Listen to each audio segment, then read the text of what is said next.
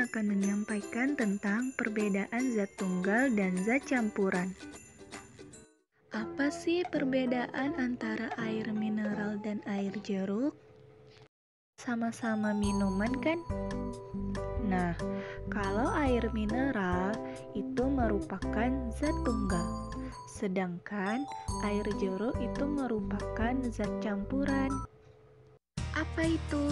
Nah, jadi semua benda yang ada di sekitar kita ini termasuk materi. Kira-kira apa yang dimaksud dengan materi?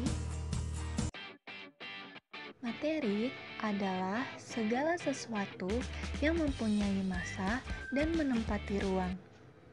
Banyak sekali materi yang ada di sekitar kita. Contohnya, air, batu, tanah, kayu, besi,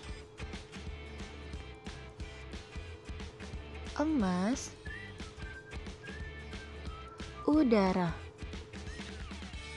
Materi-materi tersebut dikelompokkan menjadi 3, padat, cair, dan gas.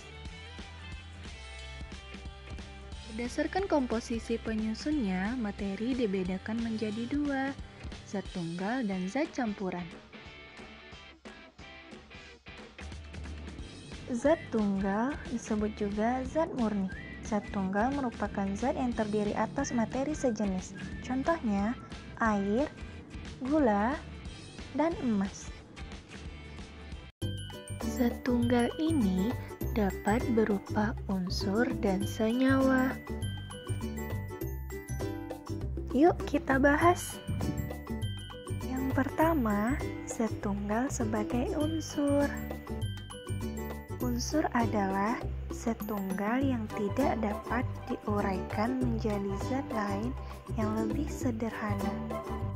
Contohnya, besi, emas, karbon, aluminium, tembaga, oksigen. Yang kedua adalah zat tunggal sebagai senyawa. Senyawa adalah zat tunggal yang terbentuk dari beberapa unsur. Contohnya, air. Air terbentuk oleh oksigen dan hidrogen.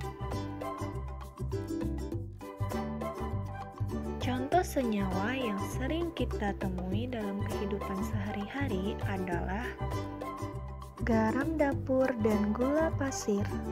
Yang kedua, zat campuran. Zat campuran adalah zat yang terdiri atas beberapa materi atau zat tunggal. Zat campuran dapat dibedakan menjadi 2, yaitu campuran homogen dan heterogen. Campuran homogen merupakan campuran yang zat penyusunnya tercampur merata atau sempurna. Pada campuran homogen ini, zat penyusunnya tidak dapat dibedakan. Contohnya, air garam, sirup, udara, dan kuningan. Yang kedua adalah campuran heterogen. Campuran heterogen merupakan campuran yang zat penyusunnya tercampur tidak merata atau tidak sempurna. Pada campuran heterogen ini, zat penyusunnya masih dapat dibedakan. Contohnya, campuran antara air dengan kopi, air dengan tepung, dan air dengan tanah. Kira-kira kenapa ya? Kok bisa es sirup termasuk campuran homogen? Perhatikan ilustrasi berikut ini. Jika kita akan membuat es jeruk, kita akan membutuhkan air dan sirup.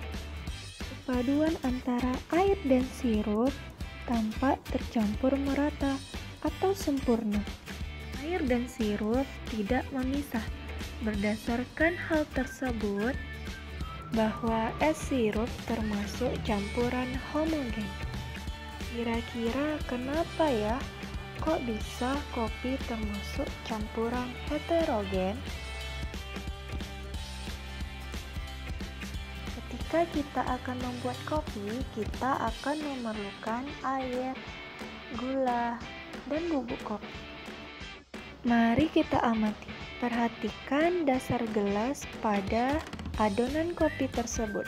Pada dasar gelas tampak adanya endapan kopi yang tidak larut antara air dan gula. Berdasarkan hal tersebut bahwa kopi adalah campuran heterogen. Nah, materi-materi tidak dapat tercampur merata atau sempurna.